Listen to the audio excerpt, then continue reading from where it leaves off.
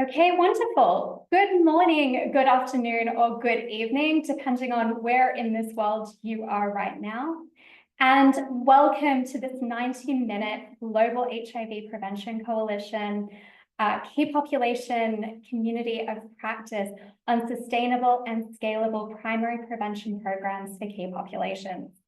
My name is Heather Marie Schmidt, and I am the advisor for HIV prevention program implementation with the Global HIV Prevention Coalition Secretariat at UNAIDS. And my position is co-located with WHO in Geneva. And I have a focus on ARV-based prevention and key populations. I am your chair for this morning's session. We have a really exciting agenda today with perspectives from across regions and from different countries. This webinar will be repeated later in the day with a slightly different lineup of speakers who will present their perspectives. So if you do tune in this afternoon, you will hear something different. The objectives of today's session include sharing evidence for scalable and sustainable HIV prevention models for key populations, to deepen the understanding of essential components for designing sustainable HIV programs for key populations, exploring practical examples of sustainable and scalable national programs for key populations in different settings, and identifying additional collective actions needed at the national level to develop and support sustainable HIV prevention models for key populations. Some housekeeping. Please do use the Q&A function for this webinar to ask questions of our presenters during their presentations. Our presenters will have an opportunity to answer through a typed response, and we will have an opportunity towards the end of the webinar to pick up on key questions in the panel discussion. Please ask for clarifications, advice, and do get engaged. The Q&A function helps us make it easier for us to find your questions and not to miss them.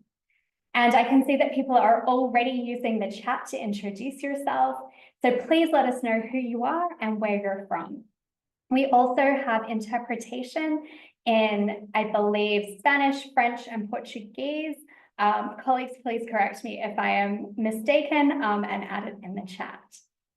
So without further ado, please let me introduce our first speaker, Anton Moskalevitz.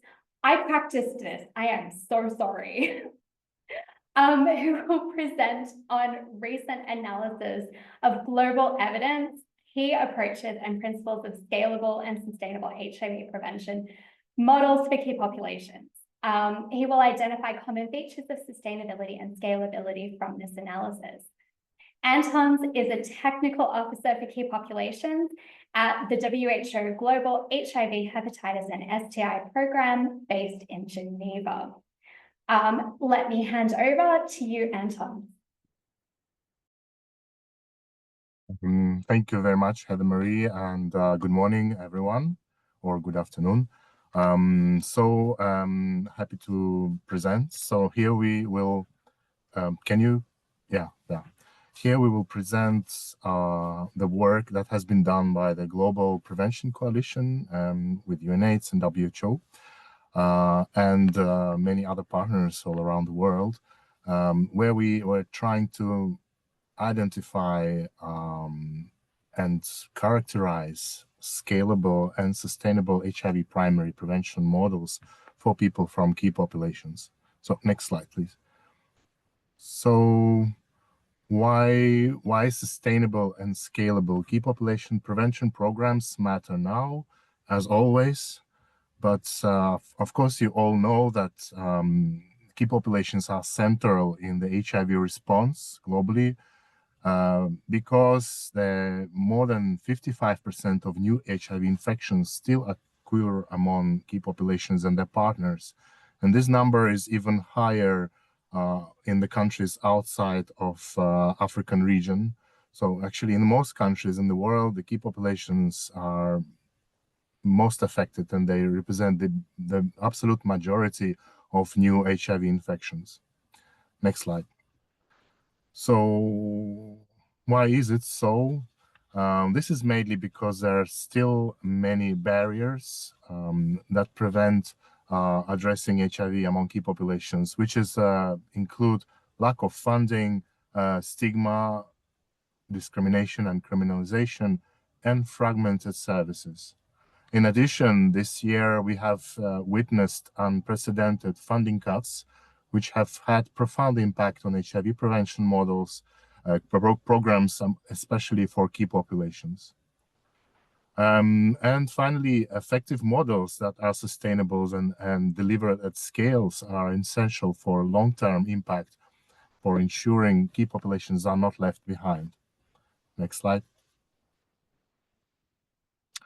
So how did we prepare this report? What did we do? So the objectives of this document was to analyze the examples of scalable and sustainable HIV prevention service delivery models for people from key populations, and also identify important features of sustainable and scalable prevention models, and to find lessons and to find case examples all around the world. So the work included a desk review and a global call for case studies.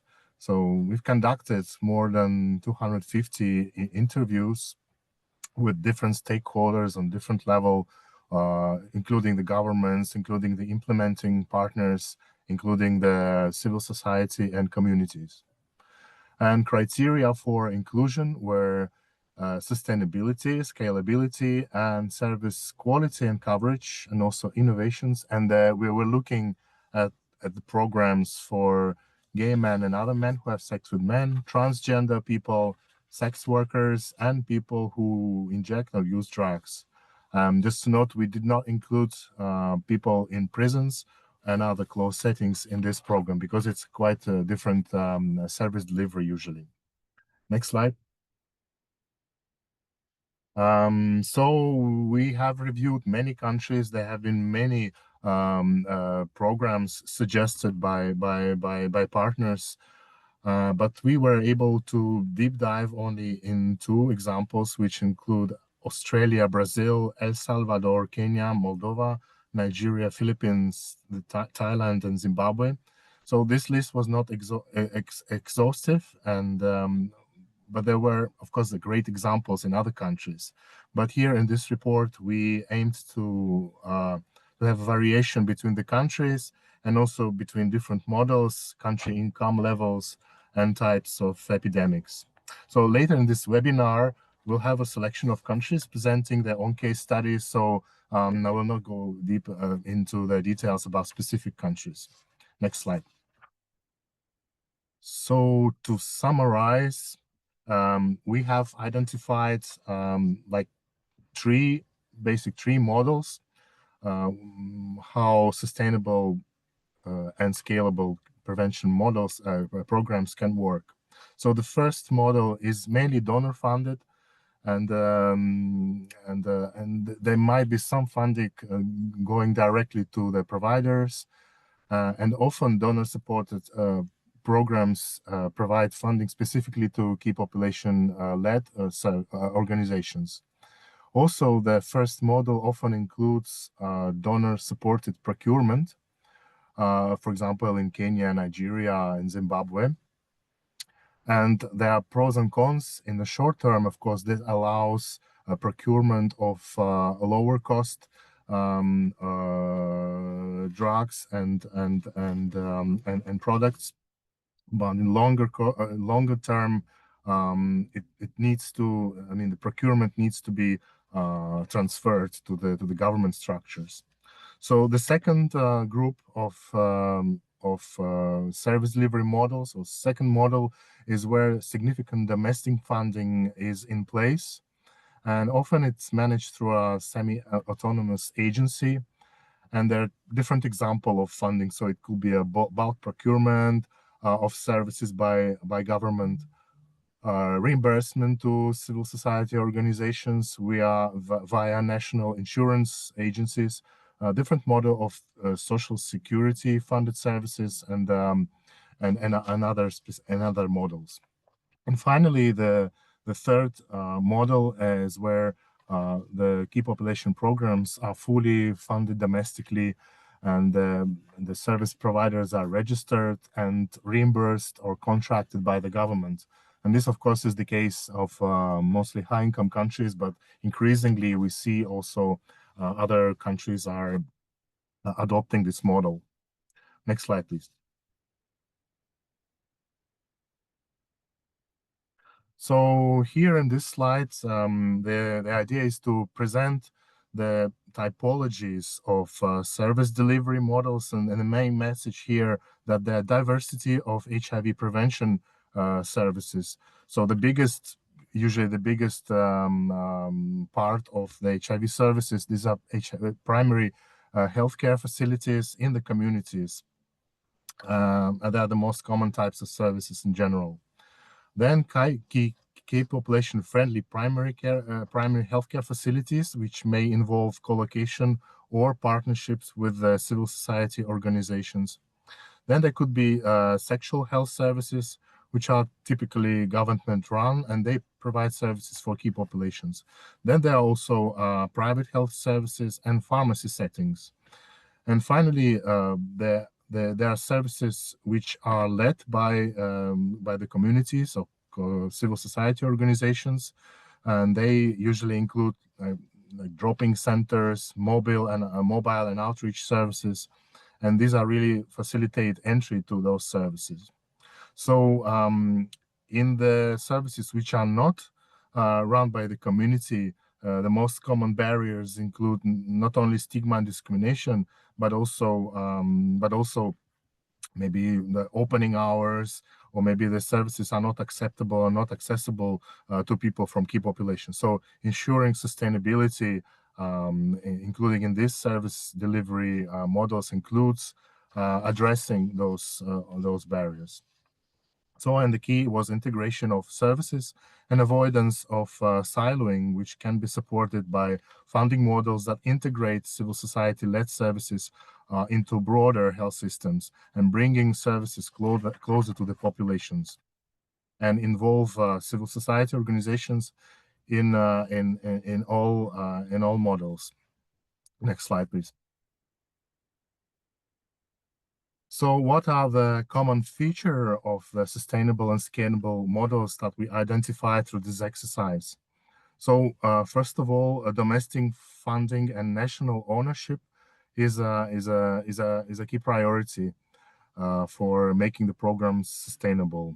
Then also we've seen that integration into primary healthcare and including into social insurance is also an important element of making the program sustainable. Then, of course, we talk about key populations and enabling interventions, and improving policy environment is crucial. Also, the services which are led by communities and person-centered are vital, and because CSOs are trusted, embedded in the communities, they also tended to have innovative approaches, but they require adequate funding, importantly. And finally, the use of differentiated service delivery models, including outreach, drop-in center, mobile clinics, and also provision of services through pharmacies and vending machines, increases the use and uptake of services and sustainability of the programs. Task sharing, including peer-led navigation and secondary distribution, is another key element of differentiated service delivery model. And finally, innovations, including virtual interventions, including those which are based on artificial intelligence, like chatbots, but also applications and telemedicines are also a key element of the differentiated service delivery. Next slide. So what are the lessons learned, how we can summarize the findings? So that we need to prioritize the domestic financing and prevention of HIV programs for key populations. Of course, the Global Fund, PEPFAR, have played significant role in funding and in building up HIV prevention services for key populations, especially providing staff salaries for civil society organizations. But there need to be ways how to ensure a transition to domestic funding of the programs. We need to establish and strengthen evidence-based mechanisms that for sustainability and scalability to include HIV preventions. And these models include social contracting, and national program insurance reimbursement, and pooled procurement. We also seen that institutionalizing civil society organizations and community-led organizations within the health system, including task shifting and peer provider certifications, as in case of Thailand, for example. It's a key because it helps to engage communities in planning and delivery. It helps facilitates undertaking necessarily policy and legal reforms, and also invests in community-led monitoring and capacity building. So it's important to leverage real-world evidence to showcase a good example and advocate for integration, and that's one of the objectives of this webinar and our report. And we need to remember that no one-size-fits-all approach. Next slide. Next slide. Next slide, please. So we cannot forget the elephant in the room, and I already mentioned that this year we have witnessed unprecedented disruptions and funding cuts, which mostly and first of all affected key population programs. And WHO and UNAIDS have been monitoring those disruptions and helping countries to respond and to mitigate service disruptions, including and trying to emphasize and focus on key population services. Next slide. So there are several ways that how these disruptions can be mitigated and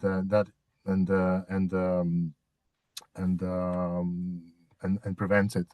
So unfortunately, that's the reality, that civil society-led services always historically very often were relying on heavily on external support, and especially in low and middle income countries.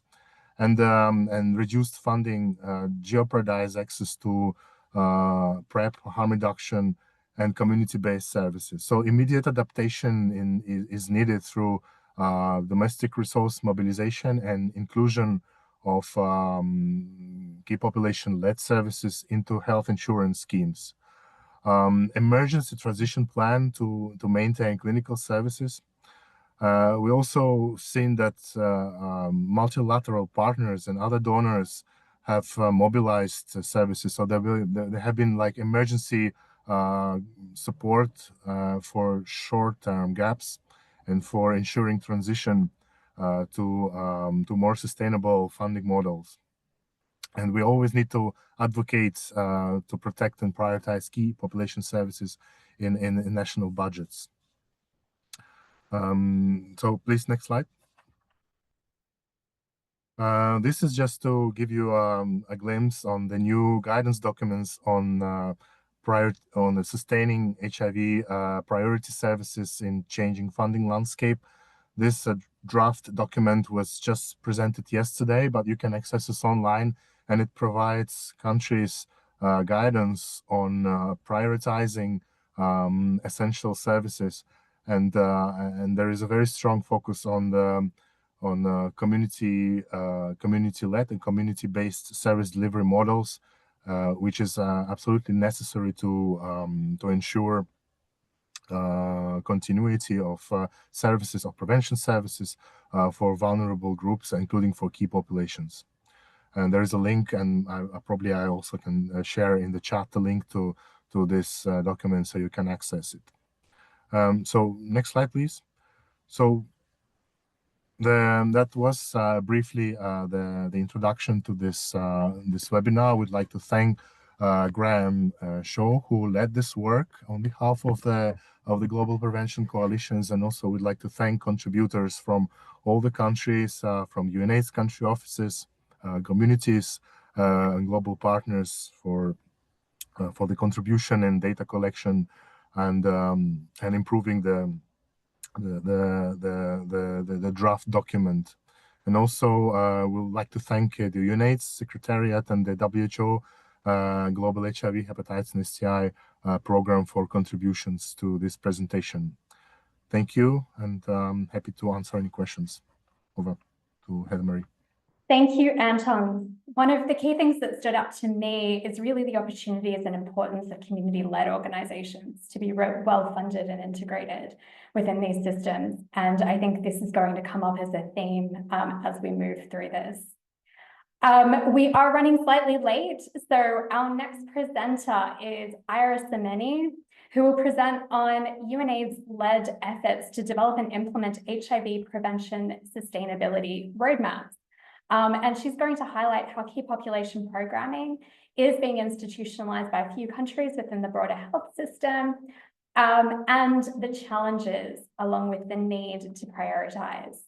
Iris is the manager for country and regional support in the equitable financing practice at UNAIDS and led the development of the UNAIDS primer on HIV response sustainability. Over to you, Iris. Thank you so much. Thanks to the organizers, thanks to UNAIDS Secretariat team and the team from the Global Coalition on Prevention to organize this very much timely and needed discussion.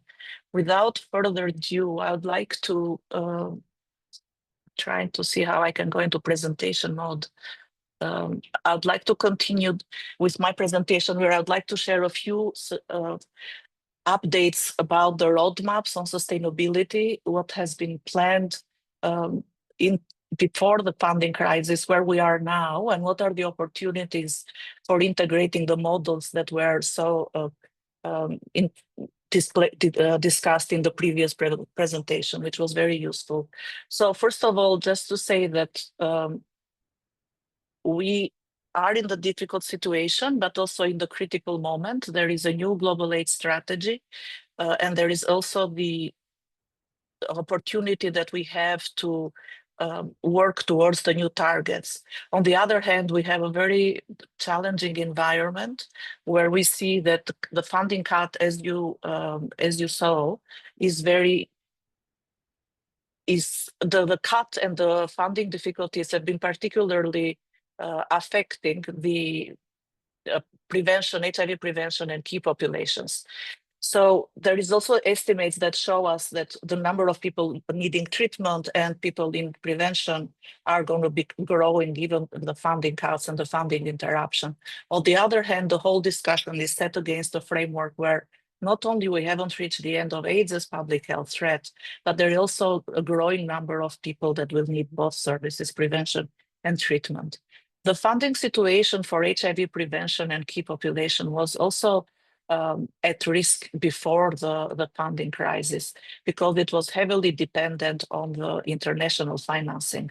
So we can see that on the graph on the left side, although the domestic funding somehow started to increase in terms of contributions to the HIV response, the international financing and the ODA has flatlined. But on the graph on the right side, we see that the proportion between global domestic financing and international financing for HIV prevention programs is completely different. So the HIV prevention programs were heavily dependent on the international financing, which made them quite vulnerable with the funding crisis. Now, before the funding crisis, UNAIDS launched the HIV Response Sustainability Primer, and the purpose of this primer was to think with the end result in our mind, like what are the transformations that we need to undertake in order to achieve sustained viral load suppression, be able to prevent, detect, and respond to new HIV infection, and end or reduce inequities and inequalities that drive the HIV epidemic. And the approach with people, particularly those most at risk and key population at the center. So this was launched before the funding crisis. This was building on previous elements of the sustainability that were adopted in countries, but also recognizing the risks related to financing and dependency. What is important to keep in mind from this framework is that it takes the thinking and the planning in terms of transformations for 5 key domains: for political leadership, for policies and laws, for financing, for services and solutions, which include prevention and treatment, and then changes that need to be made in the systems, be it health or community-led systems, in order to sustain impact.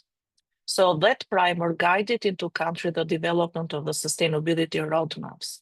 And they were structured in 2 parts. The part A spoke about high-level commitment and high-level outcomes that will lead countries to sustaining impact.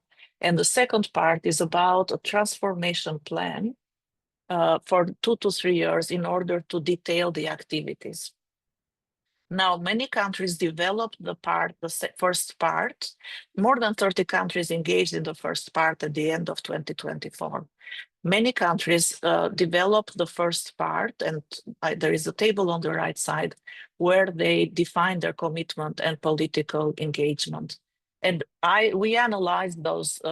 There are 15 or 16 roadmaps. We analyzed 10 of them, and we see some common elements: political leadership, sustaining impact. And with regard to key population and prevention, we see that all countries have highlighted the centrality of key populations in the roadmaps. They have identified priority groups, key population and priority groups that are critical to the intersection of the sustainability and risk, precisely because of their heavy dependence on health financing.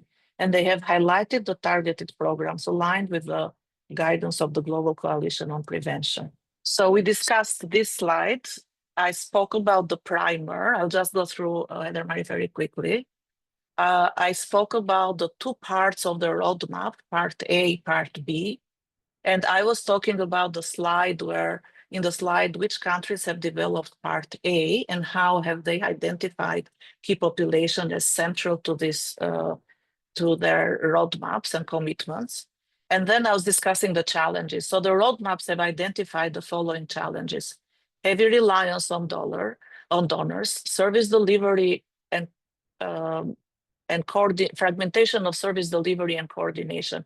And this comes across all the roadmaps. I think it was also presented in the previous presentation that the heavy dependence on donors makes them some key population and HIV prevention programs be in parallel system and fragmented. One other challenge that was highlighted was the monitoring systems. They don't really include key population related data in a complete manner in order to follow the epidemic dynamics and the program. Stigma, discrimination, criminalization are key barriers, and all of these are among the challenges that are critical in the roadmaps for achieving and sustaining effective impact. Now, on the right side, I have presented a snapshot of the analysis of national aid spending in Africa, where the red color illustrates the dependence of USG funding. So countries that are heavily dependent on USG funding are also heavily dependent on HIV prevention, and key population programs financing those USG funding suffered the most acute funding disruptions as it was presented. What are the roadmap strategies that are presented? And I think they are very much aligned with the models that you had shared before. At a more programmatic level, the roadmaps prioritize social contracting, increased key population representation in decision-making forums. They suggest to have dedicated budget line government allocations for key programs, so the funding is not diluted in other HIV response interventions. They suggest to institutionalize key population programming, strengthen data, and scale up human rights and stigma reduction. So these are, let's remember that the roadmaps are country-owned, country-developed. So those are commitments made by the government within the roadmaps of the sustainability approaches that the country will pursue to achieve impact. At a broader level, we can see on the right side, there are other key commitments in these roadmaps that help advance our goal on HIV prevention and key population programs. For example, I will not read all, but 1, two that stand out is expanded social protections for key populations, which is not necessarily always part of the direct program and service delivery, but it's an opportunity for social protection reforms. And then promote equity-driven financing and governance reforms, because as countries are advancing towards integrating HIV financing into healthcare financing, it is important that the new financing reform do protect HIV prevention, key populations and communities in their new mechanisms. Now, the roadmaps also present, all of them have high-level outcomes or commitments to change that relate to key population services, to HIV prevention, and to delivery. And I have presented them on the box on the right side. On the left side, I'm mentioning what has happened since the roadmaps were developed. So some countries like Cambodia, starting in June, expanded access to free publicly funded HIV services for key population, including sex workers. In some countries, like in South Africa, the budget review includes funding for health expenditure, including for key population into health insurance scheme. In some countries, due to the funding cut, prevention services were integrated into healthcare facilities without it was necessary, and absolutely the way the countries will go in order to streamline services and address the fragmentation. But it was done in such hastened way that measures to address issues related to stigma and discrimination were not put in place. Now, the reason I'm bringing all these issues forward is because although these roadmaps and commitments were made before the financial crisis, they are critical commitments to leverage a country dialogue as countries prepare the second phase of the roadmaps. So now we launched yesterday the guidance for developing the operational plan of the sustainable. You are out of time, so if you can move very quickly to your key messages. Sure. So the one key message is we launched the guidance for the second part, which is the operational plan for roadmaps. We encourage all communities and this community of practice to prepare how to contribute to the transformation plan with concrete examples like the service delivery modalities that you proposed, and be vocal and participate in the second part of the sustainability roadmaps, which is the operational plan for the next year. This includes participation on data analysis. We have done data analysis in countries. The main gap is still to really assess the funding gaps for key populations. Includes participation in the transition plan. We have included in the guidance some key questions that come from the HIV prevention team. So how do you bring those models as concrete proposals in the sustainability transformation plan development that is currently starting in many countries? It's going to be a critical opportunity for making sure that we move forward in advancing the sustainability of HIV prevention program and the roadmaps. And then I think the key message that I wanted to say, Marnie, is the models that were presented in the previous slide are going to be critical to be ready at country level for this dialogue. Because in the absence of evidence and models, countries will make quick decisions dictated by funding, which might leave, again, prevention behind. Thank you. Thank you so much, Iris. These roadmaps are going to be really crucial for countries and also for communities. And thank you for sharing some of the commitments as well that can be used by communities and by advocates and activists to leverage for strengthening prevention for key populations, even in this really challenging environment. And just to let everybody know, we will be sharing slides, so you will have the details. Our next session involves a showcase of national experiences and models that have achieved sustainability or scalability in key population-focused HIV prevention. Now, no model is perfect, let us say this, but there are good practices that can be drawn across. They will highlight some contextual enablers and policy innovations, partnerships with communities. In this morning's session, we have Australia, Thailand, and Zimbabwe. This afternoon session will feature Brazil, Nigeria, and Moldova. And so I will hand over to our first speaker from Australia. Philip Reid is a sexual health and HIV physician and the director of sexual health and bloodborne virus service in southeastern Sydney in Australia. And he is a practicing clinician, clinical researcher, and involved in the implementation and evaluation of statewide strategies for HIV and STI prevention, treatment, and care. Over to you, Philip. Thank you very much. Thank you to the team for inviting me, and greetings to all of you online. So in the next 10 minutes, I will talk a little bit about some of the programs relating to prevention for key populations in Australia and give a little bit of the context for that. You'll note from Anton's previous presentation that Australia is an example of Model 3, where there's a predominance of government funding for the majority of the programs that occur. So Australia is a commonwealth of states. So there is a national government called the Commonwealth Government, or the federal government. And then there are 8 states and territories that also have their own government as well, that provide care around certain parts of health. Australia is a very large country, but only has a population of 28 million people, in whom there are approximately 30,000 people living with HIV. A key priority in Australia, in all the different states and territories over the last decade, has been a reduction in the number of notifications for HIV within the country, and obviously HIV prevention, which we'll discuss, is a big priority within that.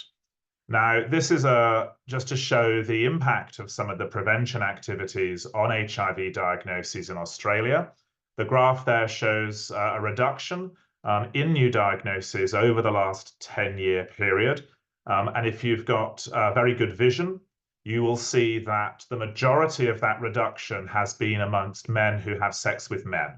That's the largest group at risk in Australia, and that's a key population that's involved in approximately 75% of our new diagnosis. Next slide. And this is just to show the scale of Australia. It's a very large country, as you can see, approximately the area of the United States or a large part of Western and Central Europe. Next slide. So I think important just to understand briefly the context of the health system in Australia. So from the perspective of the person in need of prevention, the Commonwealth Government, the national government, provides funding for medications at very subsidised cost. It provides a mechanism for the public to access essentially free laboratory tests for HIV prevention, management, and sexual health. And it also funds the primary health system, which is run predominantly by private general practitioners, but they get payment by the federal government. The federal government also funds, to a certain extent, states and territories, who also have other funding models. And the states and territories, in relation to key populations, fund prisons, hospitals, community health centres, and crucially, the legal context for key populations, such as the legal status of same-sex relationships, trans and gender diverse rights, legal issues related to drug use and sex work, is run by the states and territories, and therefore is a little bit different in each state and territory. And underpinning that, we have state and Commonwealth community-based organisations for key populations. Next slide.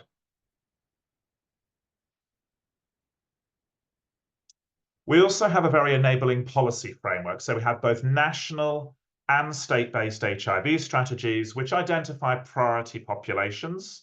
Next slide.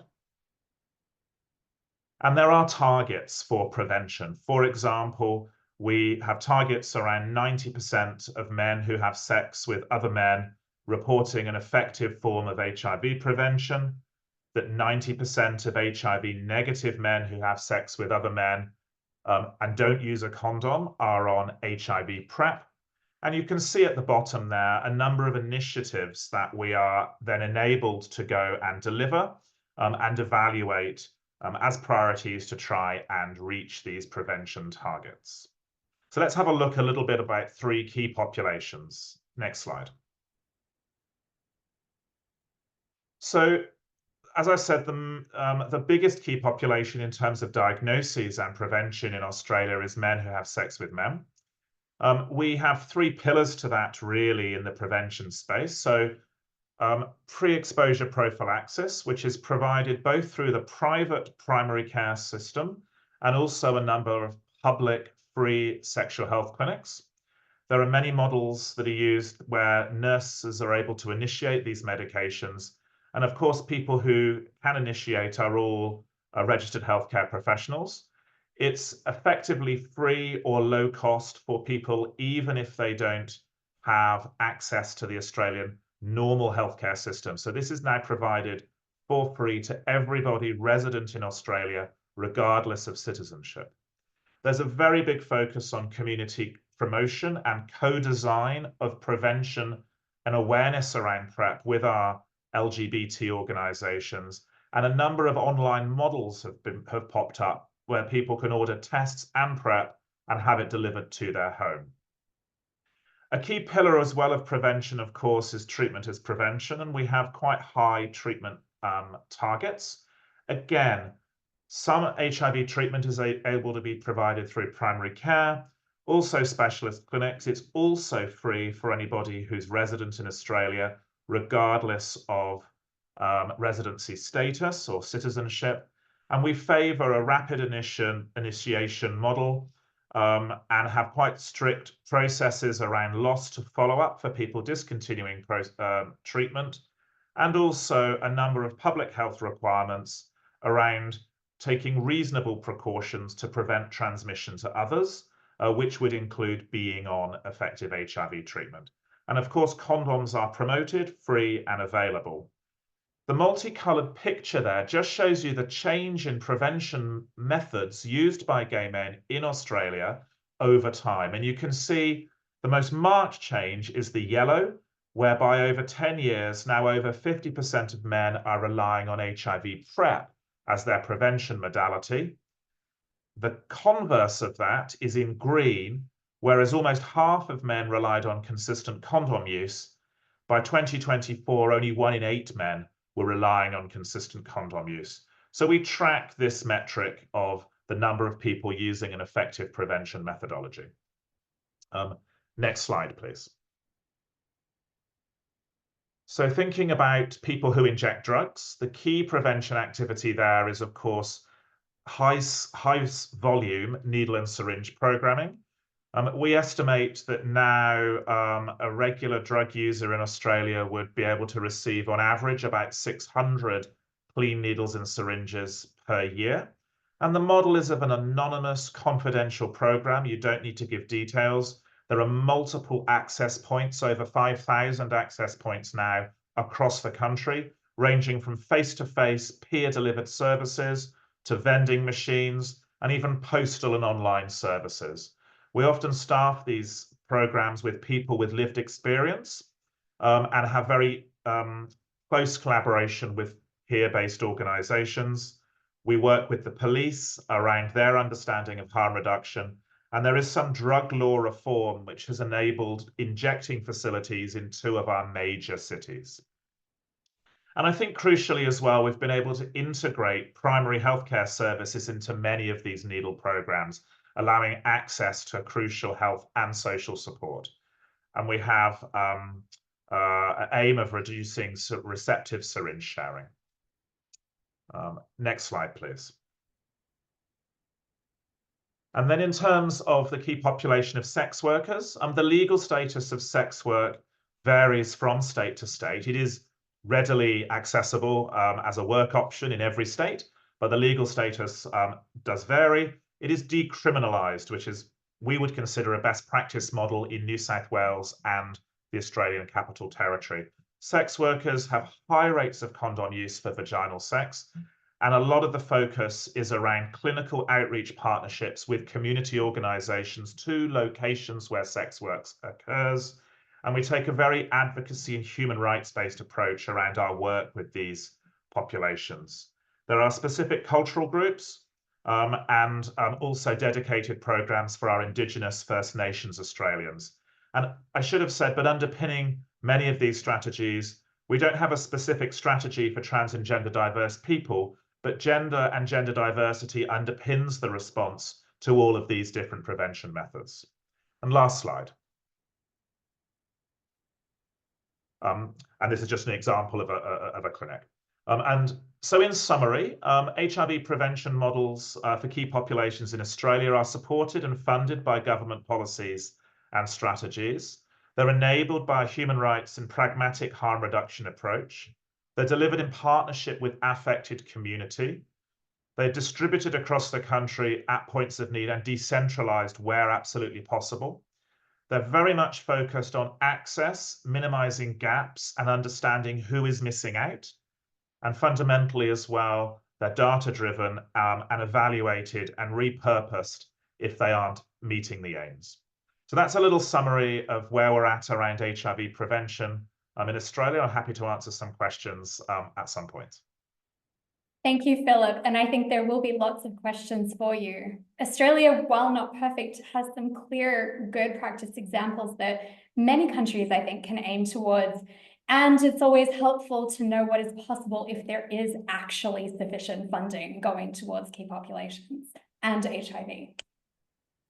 Our next speaker is Sarang Janyam, who is the director of Swing, a Thai NGO supporting the rights and health of sex workers. And Khun Sarang will present about Thailand. Over to you. Thank you very much, and good afternoon from Thailand. I would like to thank for the opportunity to give me to be in the webinar today. That is very good opportunity for me. Today, I would like to present the Thailand experience on the HIV programming with key population in Thailand, which is sustainable and scalable. I hope this model may be useful for other countries. Before I present that sustainability and scalable model of HIV program with key population in Thailand, I would like to explain the important step as a background of HIV movement in Thailand. More than 30 years ago, many civil society organizations and HIV community were the key stakeholders which start the HIV movement in Thailand. We are very strong movement, and then we are not be alone. We are working closely with the government. And with the successful and the strong movement from the community sector, Thai NGO Coalition on AIDS, or we call TNCA, was established in year 1993. TNCA is aimed to lead coordinating the country HIV response by setting policy, oversee implementation, and ensuring collaboration across sectors. It focused on supporting key population, reducing stigma, promoting human rights, and integrated HIV service into the national health system. With the significant role of TNCA and good support for Ministry of the Public Health, this ensures the equal partnership and meaningful representation of community at the National HIV Committee or developing to the National Health Strategy. Due to ending AIDS Thai National Strategy, HIV service model must be improved. Therefore, some innovation of HIV service were pilot as community-based organization. The pilot innovation were very successful as community-based organization. The role of the community-based center is close collaboration with the government hospital and can fill the gap of the national HIV program. So I am so proud to say that the community-based health service model is a game changer initiative for ending AIDS in Thailand. This meeting today is focused on country experience on how to make HIV primary prevention program more sustainable and scalable. However, I have to say that Thailand experience went beyond just primary prevention. We call it community-led health service model. This model is led by the community-based organization with RRTTPR approach. They are recruit, test, treat, prevention, and retain.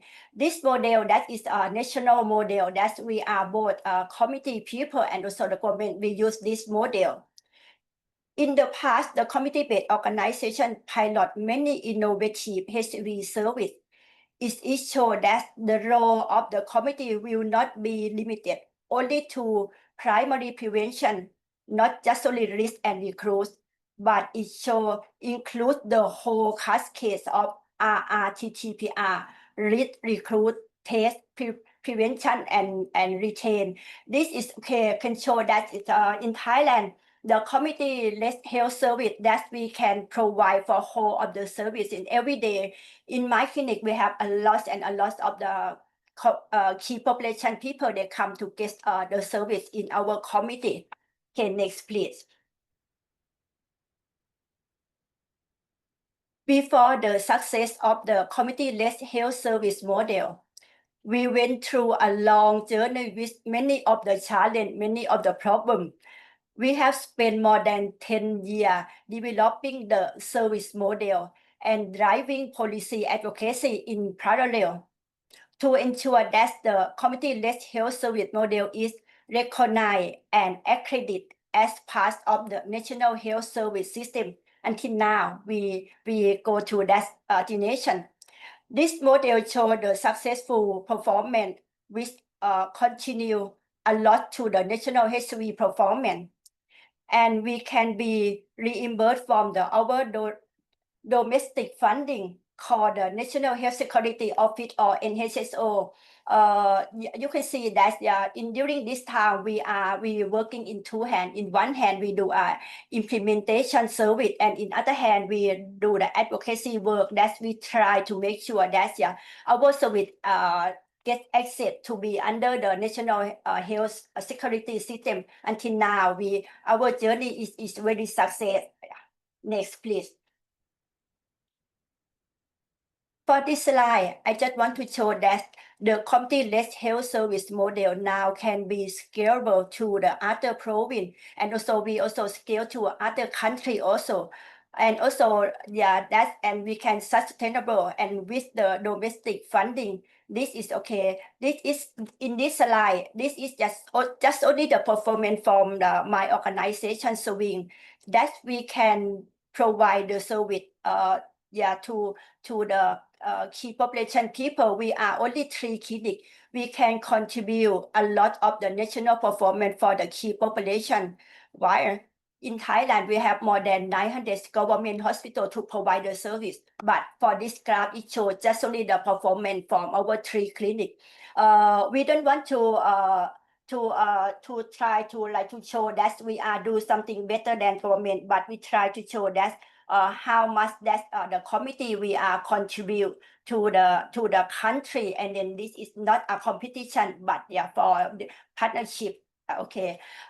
In the last year, we can reach approximately 12% if compared with the national performance, and also it's very successful that we can refer the people who come to get testing, they are positive, and then we can link them to get treatment for 100%. In our community clinic, we can provide a community-based same-day RT that if we found some of them who are HIV positive, we can give them the medicine immediately, and after that, we will link them to get the treatment in the government hospital. Okay. Next, please. In the last slide, I want to show you that the funding landscape of the Swing to reflect the sustainability. In the past, we rely on the international funding, but now you can see the change in the proportion between international funding and domestic funding from the National Health Security Office. With the long journey of the service model implementation and advocacy for law and policy change for our community-led health service model. This reflects our success in our HIV service model that can be scalable and sustainable. And I hope that my presentation on Thailand experience may be useful for your HIV program in your country. Finally, I would like to thank all of the donor, government, mentor, UN agency, and the committee for their trust and for the support, which until we can make us the strong like today. Thank you very much. ขอบคุณนะคะคุณสรัง You have really demonstrated what CLOs can deliver and deliver for their communities. Too often we have community-led organizations that are underappreciated and I think underfunded. So the importance of governments really supporting and partnering with community-led organizations was also, I think, really important to show this is really clear. Our final speaker in this section is from Zimbabwe. Let me introduce Humphrey Ndondo. Humphrey is the Senior Technical Advisor for Key Populations with the National AIDS Council and Ministry of Health and Childcare in Zimbabwe. Over to you, Humphrey. Good afternoon, everyone, and thanks, Heather Marie, for the introductions.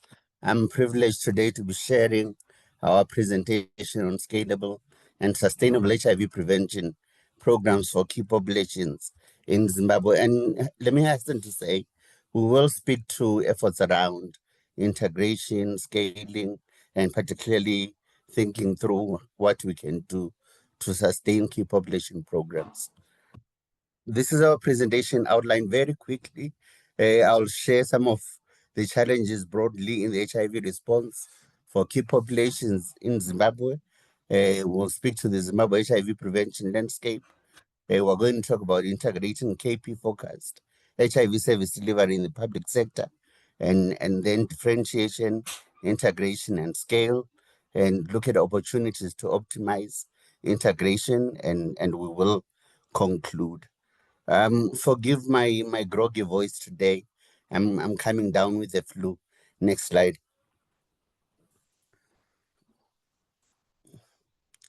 So over the years, Zimbabwe is one of the countries that have reached epidemic control. And this has been characterized by reaching the 95-95 targets. And as we reflect, we see that it is necessary to build community resilience and stronger, sustainable public sector facilities that will provide equitable, KP-friendly, and competent healthcare services. And the main emphasis is that these are government-owned and led by communities. In all this time that we've been implementing our programs, the Zimbabwean program is one of a very mature KP program. We have seen some of the persistent gaps in the HIV prevention response, particularly one, the rolling out of incomplete prevention packages. So we have been growing over the years. And just to make a very easy example, our package for harm reduction is something that was still developing. We don't have a needle and syringe program yet. We are not providing methadone. We're not providing naloxone, for example, for treatment. Again, we're seeing an inadequate scale of HIV prevention that will ensure public health impact. We also are aware of the insufficient differentiation to meet the heterogeneous needs of communities, and also operating in a restrictive legal and policy environment, and as everyone has been speaking to, the inadequate funding investment for the KP response. So certainly, we need to center government duty and responsibility towards providing universal healthcare and to nimbly transition program implementation from donor-led programs to country-led programs to reduce operational costs, to expand partnership approaches, and to activate robust financing strategies. Next slide. So this is the HIV prevention landscape, and deliberately we really thought through to sort of share where we've been before, 20 January 2025, and also where we are after January 2025. And a lot of you will understand that there has been significant policy shifts on external assistance that we were expecting will happen over these coming couple of years, but not with this kind of, shock that we have seen.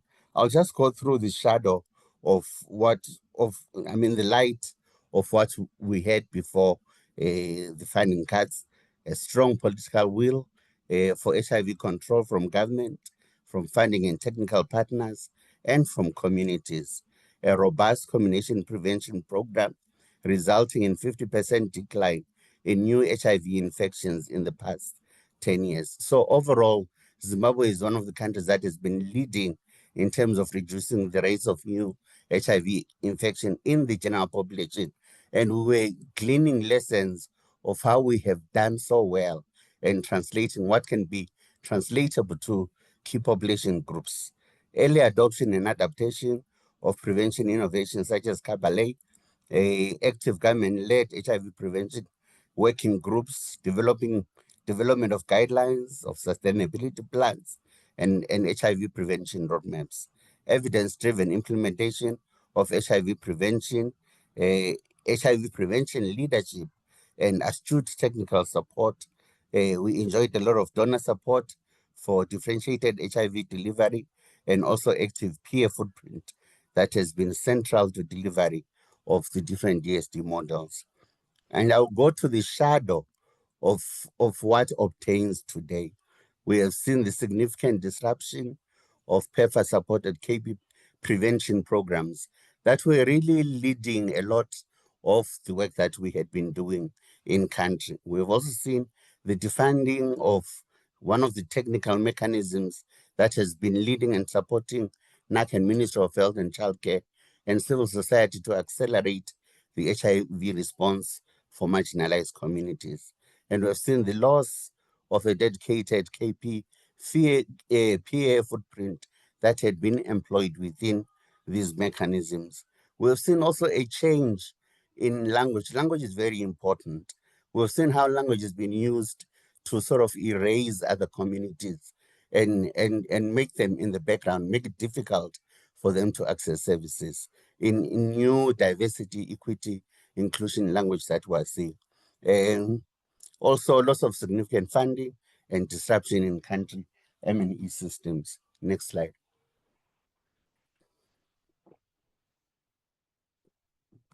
So certainly before all this, we had also realized the imperative from the 10-point plan from UNAIDS and the Global Prevention Coalition #7 speaks to integrating HIV prevention into essential related services to improve HIV outcomes. And what we're saying that the current move for integration should be done with care. The one-size-fits-all approach to delivery of life-saving interventions defies science of the evidence of the merits of precision interventions and differentiated service delivery to enhance person-centered care. So it is important that all the work we have been doing around human-centered design-based approaches to target and tailor HIV interventions for key populations should not be conflated for preferencing in this wave of anti-diversity, equity, and inclusion pledges that have negatively impacted access to care for communities. Next slide. I want to come to the slides that speak to the solution. Next slide. So certainly, integration was defined by WHO as the organization and management of health services so that people get the care they need, when they need it in ways that are user-friendly and achieve the desired results and provide value for money. And in all the work that we have been doing, we have targeted public sector facilities to make them, what we have been calling KP friendly.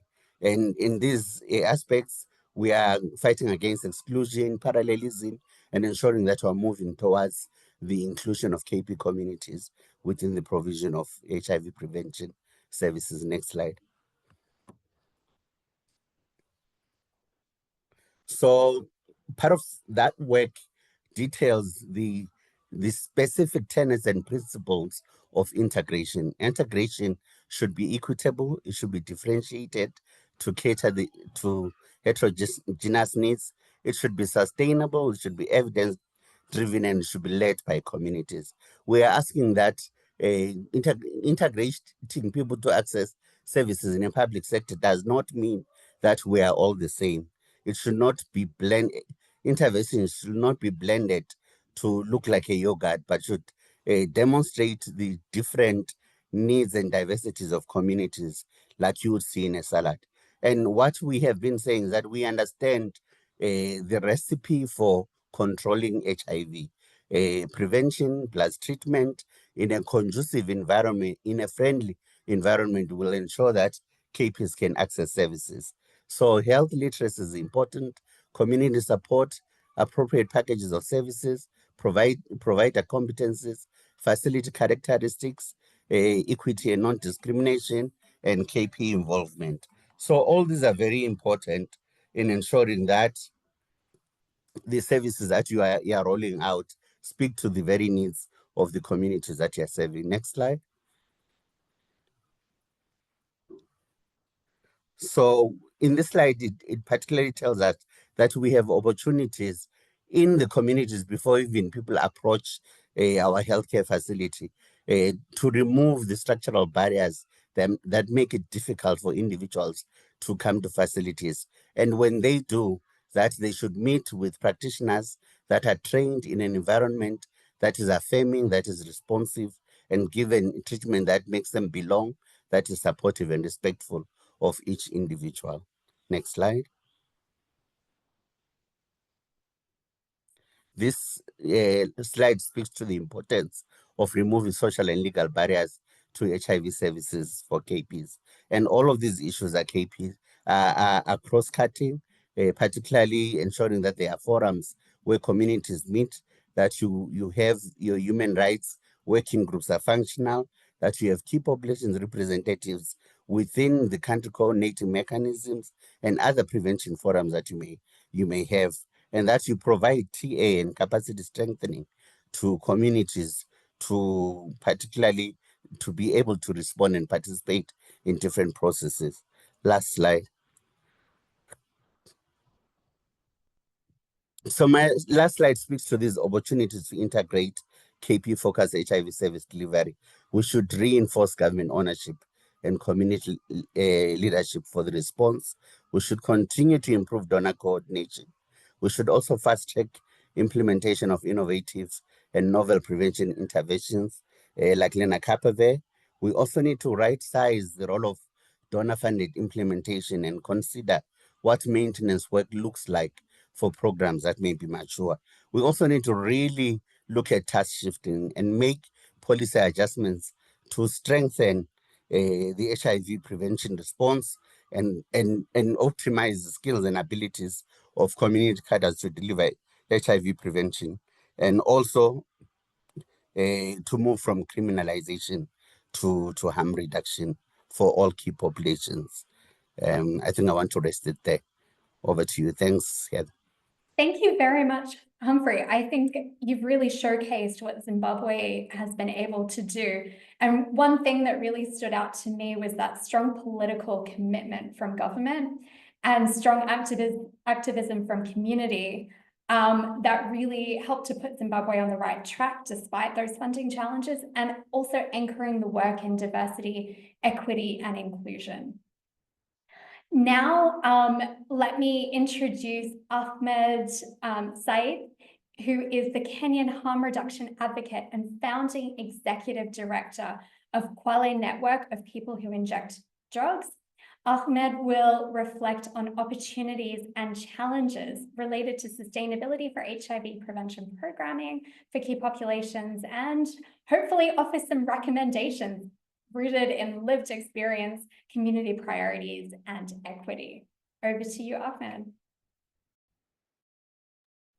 Yeah, Thank you so much, Marie. And yeah, my name is Ahmed Mohammed Said. And just to put a record straight is, yeah, I am a founder of Kwale Network of People Who Use Drugs, which I departed some 2 years back, almost 2 years back, and joined the African Network of People Who Use Drugs as the regional coordinator. And indeed, I just want to say I'm honored to speak on behalf of the African Network of People Who Use Drugs. But drastically, I would say I have been one of the people in my country, which is Kenya, to be the first person to distribute needle and syringe. That was back in 2012. And indeed, that has shown why community of people who use drugs are important to bring the lived experience. We deeply appreciate the opportunity to be part of this critical dialogue, actually, in reimagining HIV prevention for key population. And we recognize as well incredible work being done across the continent, and we acknowledge also the shared commitment. And here, African Network of People Who Use Drugs is here just to represent voice, needs, and expertise of people who use drugs and key population that are often marginalized, yet central to achieving our collective and HIV prevention goals.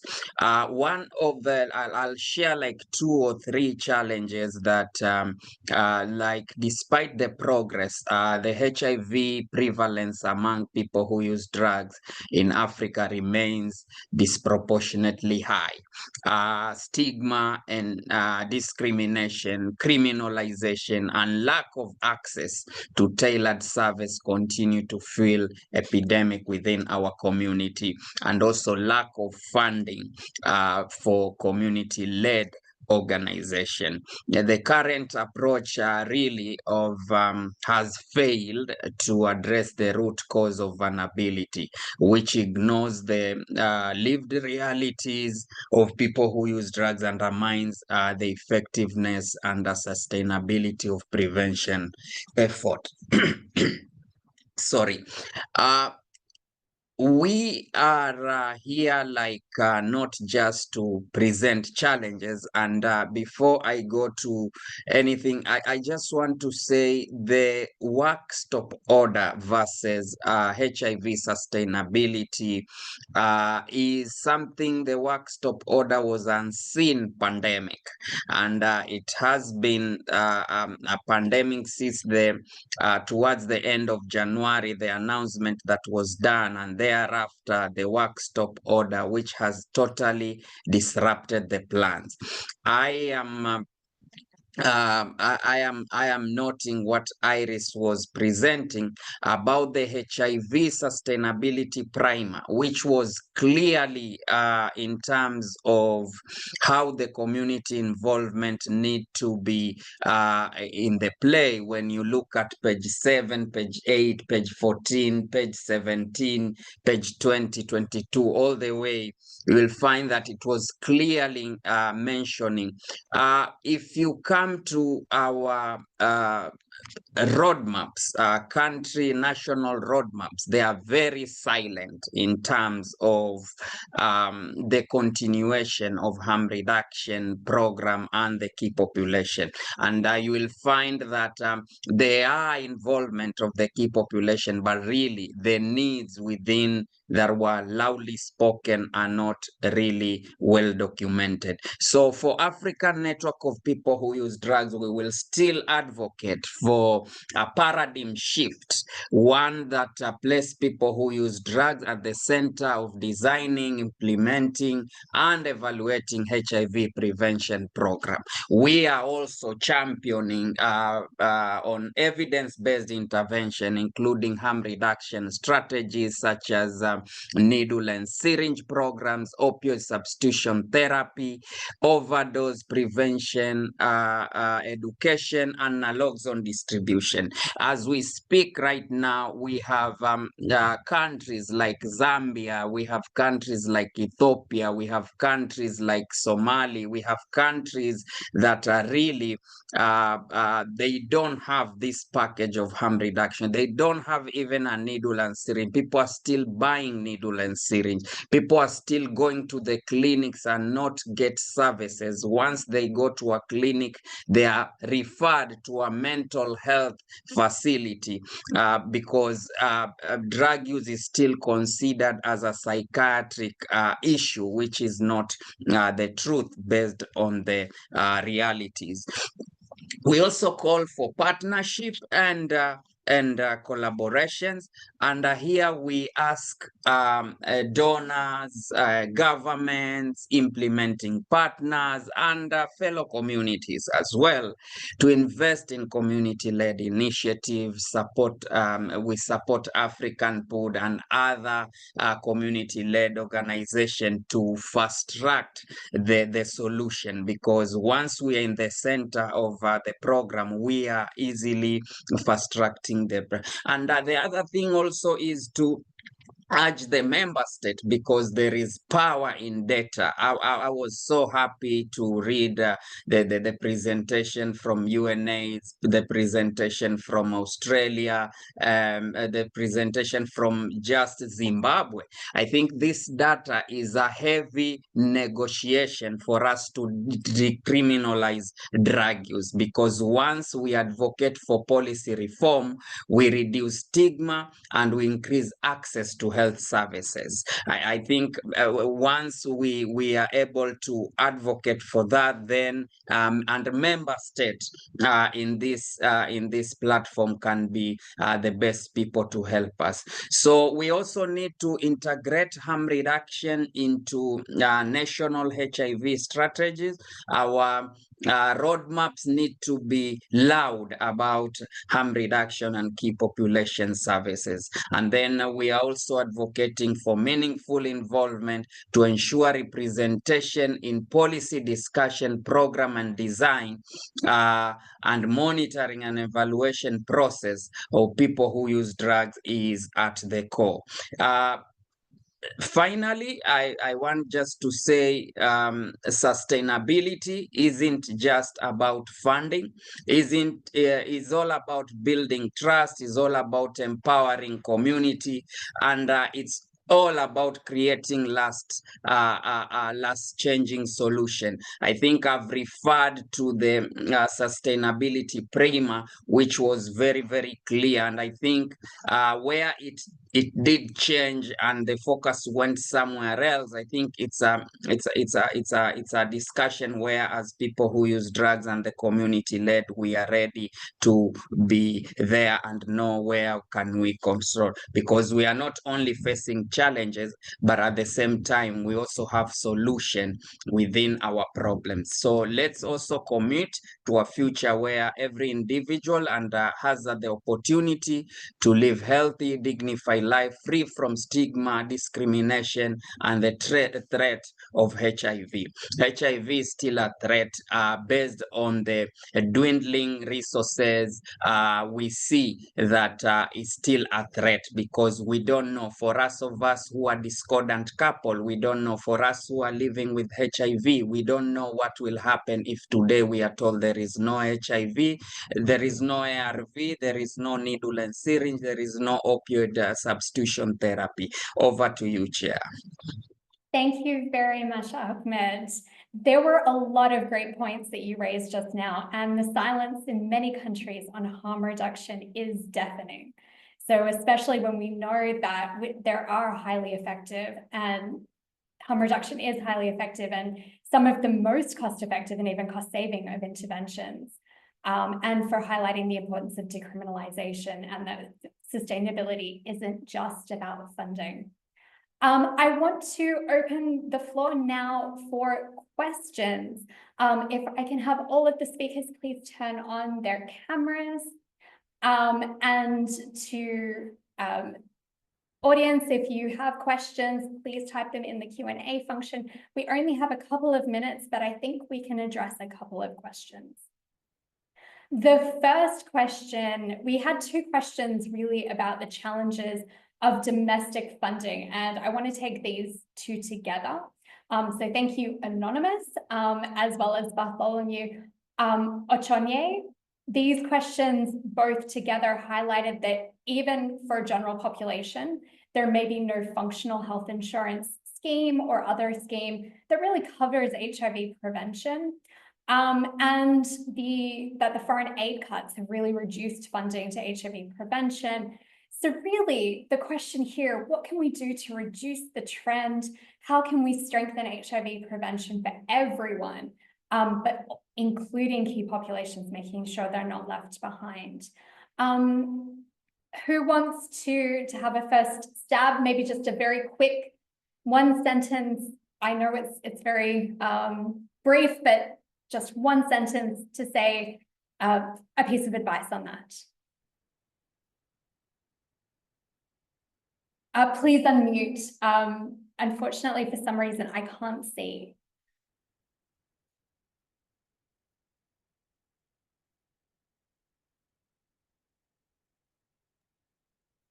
Look, in the I guess you know, speaking from a position of Australia, it's difficult to provide direct advice around that because I do have to acknowledge the funding differences that we have.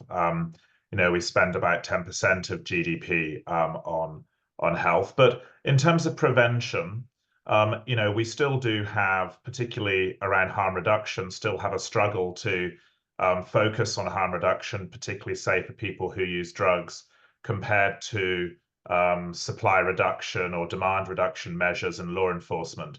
So even when the resourcing is good, still the same conversations do end up happening around prioritization, around human rights, around evidence-based interventions like needle and syringe programs, and around things like drug law reform. So I guess, you know, we're very privileged around some of the funding, but it certainly hasn't fixed all of the problems, that's for sure. Thank you, Philip. Sarang, I wonder if you can comment, because you were involved in governments making decisions to actually fund community organizations and to fund for key populations. Do you have any advice about, I guess, what made some of the changes in Thailand to allow things to happen? Okay, thank you. That is Thailand. Now we are on the process. In the past, until now, yeah, the main focus and the main funding from the domestic funding focused on the KP population. Now we are discuss a lot that we have to move out to the all of the gender who have risk behavior. We focus on behavior, not focus on the KP, because in the past we have the from our experience, when we focus for KP, that is mean we give the stigma for KP. Yeah, and now should be for everyone, and then everyone is a human being. The government, they should support for everyone who have risk behavior. Now on process, we think that we will have we will have the good news on maybe the end of the year. That is the funding, the domestic funding will cover for all, not just only the KP. I'm not sure that answers your question. I think that's helpful. Iris, would you like to offer your thoughts? Yeah, I think Ahmed said it very nicely in saying that the intent and the planning in the UNAIDS agreed upon primer and leadership for roadmaps is to have communities and people at the center. And prevention and community-led services are critical for prevention, right? So the opportunity, the challenge is the funding. Countries will make decision based on funding, and the funding is less. We have to be realistic about what challenges we have ahead of us. But I also see this as an opportunity if we have a strong voice, strong evidence of models that work for HIV prevention, because we can see an increased recognition and a commitment to increasing the independence of financing of HIV in Africa in particular versus heavy dependence on donors. So my three takeaway messages for this is like the countries are engaging on sustainability roadmap finalization. Uganda is in process, Zambia is starting, Eswatini is starting, Malawi is developing. We as UNAIDS are ready to share information who is developing it.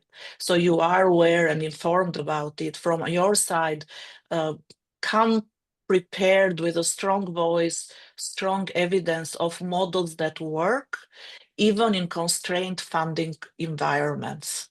If we had all the money, yes, but let's think about what does it work in a constrained funding environment. The third point is, how do we address those legal issues that will stay on the way of implementing those models? So the sustainability roadmaps is not only about financing HIV prevention community services, but also making sure that those work. So if we come with strong voice evidence of the three layers, we as UNAIDS, we will support participation and discussions around the issues to the extent possible in countries. Thank you. And thanks for the great presentations and insights and lessons from everyone. Ahmed, would you like to say a final word on this?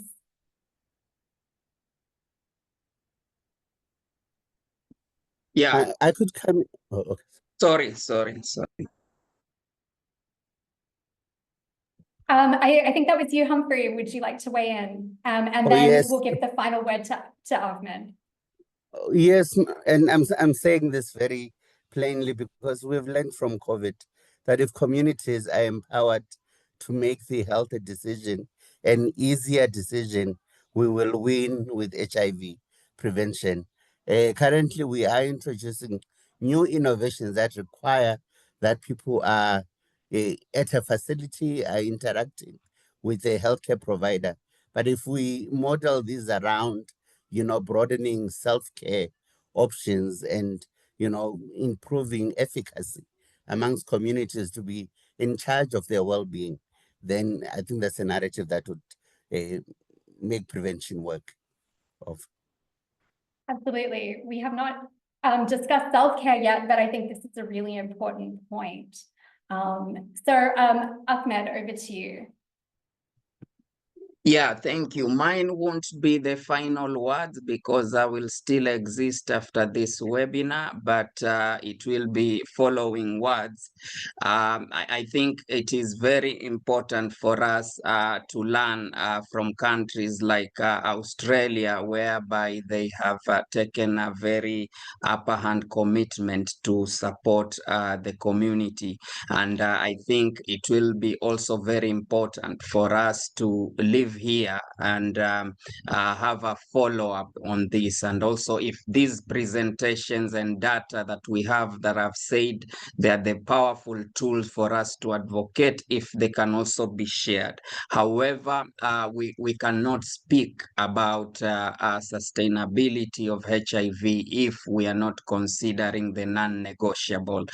We cannot speak about key population if the key population are not the one leading, because if we are not leading, then all these other programs become another form of control. But we don't want to be controlled. We want all of us to be partners and control the system, and at the end of the day, fight the long-term pandemic that we've been suffering. Thank you, and over to you. Yeah. Very well said. I don't think I can improve upon that at all. That was a wonderful conclusion. So we are at time. Thank you all for staying. Can you please join me in giving a thunderous virtual round of applause to our fantastic presenters, Anton, Iris, Philip, Sarang, Humphrey, and Ahmed. They have done an amazing job and given us all so much to think about and things to take home. We will share the recordings and the slides, so you will have access to those resources. And we'll share some other resources as well, including Part B, which was launched, of the Sustainability Roadmap, as well as the WHO guidance on prioritizing interventions. Behind the scenes, I also want to thank Karabo, Paranita, Madonna, and the rest of the team at SSLN for their support in organizing this webinar, and my colleague Aurea at UNAIDS for her work in also bringing this together. There will be other things that come out from us around key populations. But finally, I want to acknowledge the increasingly difficult but so important work that you are all doing as you and other community advocates, activists and allies sitting in community, civil society organizations and community-led organizations, in governments, in partners and implementing organizations, in the clinic, in research and everywhere in between. The work that you are doing to advance primary HIV prevention for key populations is insanely important. And as we heard, it is needed even more than it was before. So I think with that, thank you all for attending, and we look forward to seeing you on the next Key Population Community of Practice.